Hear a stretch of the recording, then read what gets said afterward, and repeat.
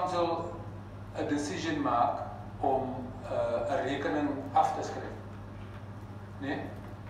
Dit is buite die normale kredietbeheerbeleid.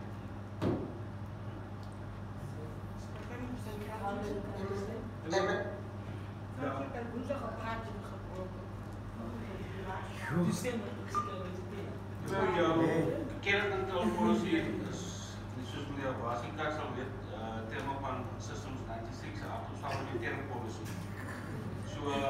So indien dit as iemand skuld is wanneer jy dit word begroot nog onbaar skulde. So dit is 'n ander proses en dit is hoekom ons jaarliks hierdie maand die deelers kliënte se skuld afgeskryf word. So dit is deel dan van daai begroting en daai daar's ook 'n proses wat geloop word in terme van dit. Jy moet kan kyk is dit deelers kan jy hoekom is die resien betaal ek het toevallig van daai goed was gewees van dat die raad was destyds opkommer dat die Evelyn Farms toegemaak het en mense sou werk verloor het. Ek het toevallig gesien en dit is ook omdat daardie besluit gemaak het. Maar dit is 'n besluit. So hierdie besluit wat ons nou van praat sê dit is direkte kredietbeheer wat die term en is budget beleid. Dat ek wil dalk net om net sê ek ook net die e-pos aan aansien van provincial treasury af wat ons wel versoek of vra. Ek het ook die respons gegee. Ek weet nie ander gedeelte by was dit die blou brief wat die blou people wat jy wil. Ek daai nog om te het die respons.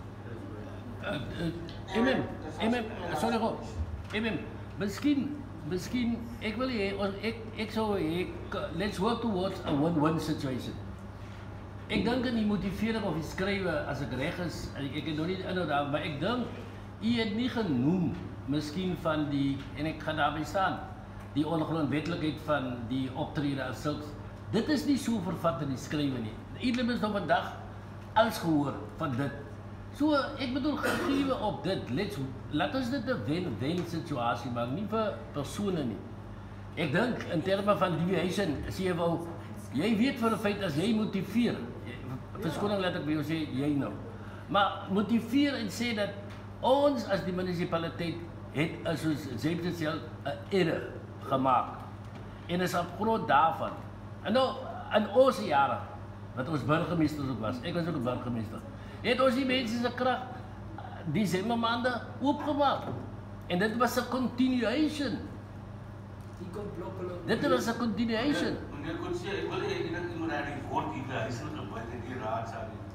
Laat dit wat hier die huiselike doen was